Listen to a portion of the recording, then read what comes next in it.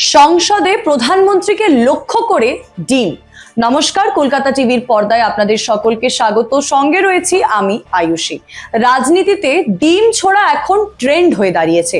পশ্চিম বাংলায়ও পালা বদলের পরে আমরা দেখেছি একাধিক তৃণমূল নেতাকে লক্ষ্য করে ডিম ছোড়া হয়। চলে ডিম থেরাপি। তবে এই ডিম থেরাপি কি এবার বিদেশের মাটিতেও? সম্প্রতি সমাজ মাধ্যমে একটি ভিডিও ভাইরাল হয়েছে যেখানে দেখা যায় সংসদের ভেতরে প্রধানমন্ত্রীকে লক্ষ্য করে ডিম ছোড়া হচ্ছে। শনিবার কসোভোর পার্লামেন্টে নতুন প্রেসিডেন্ট নির্বাচনের বিষয়ে আলোচনা চলছিল। এই বিষয়ে সময় চেয়ে নিয়েছিল ভারপ্রাপ্ত প্রধানমন্ত্রী আলবিন কুর্তি। সেই নিয়েই ঝামেলা বলে জানা গিয়েছে।